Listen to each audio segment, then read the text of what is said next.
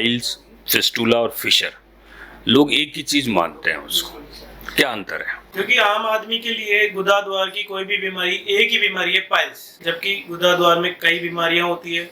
Piles हो गया, fistula हो गया, फिशर हो गया, इन्फेक्शन हो गया, और हर बीमारी का इलाज अलग है। अब पाइल्स बता दीजिए, पाइल्स क्या चीज है? पाइल्स में क्या होता है कि पेशेंट को ब्लीडिंग ज्यादा होती है, पेन कम होता है, बांस बाहर निकल जाता है, वो पाइल्स में आता है। तो फिस्टुला होने के पीछे अलग से एक रास्ता बन जाने के पीछे उसका कारण? वो फिस्टुला का तो मेन कारण है इन्फेक्शन।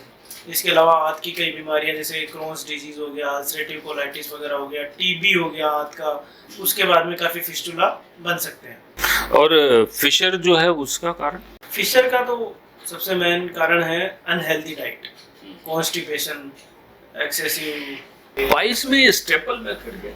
स्टेपलर मेथड होता है, उसमें अपन पाइल्स का जो गुच्छा होता है उसके ऊपर जाके इनकी जो ब्लड सप्लाई होती है उसको एक गन आती है, उससे अपन सील कर देते हैं, तो जो गुच्छा है वो ऊपर खिंच जाता है और उसकी ब्लड सप्लाई भी चली जाती है। हर्निया, ये क्या चीज है? ये भी, इसके ऊपर भी लोग कम समझ पाते हैं हर्निया को। हर्निया अपनी देखो, हर्निया सिर्फ लोग सोचते हैं कि ग्रोइन में होता है, लेकिन हर्निया बॉडी में किसी भी पार्ट में हो सकता है।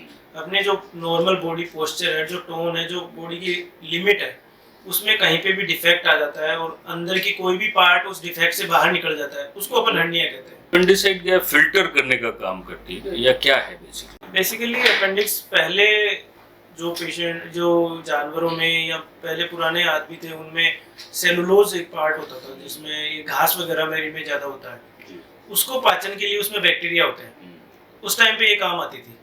लेकिन अब धीरे धीरे वो चीज़ें तो खाते हम नहीं है, तो वो एक वेस्टिजियल ऑर्गन है, वो अपनी बॉडी में आज की तारीख में ह्यूमंस में किसी काम नहीं आती वो।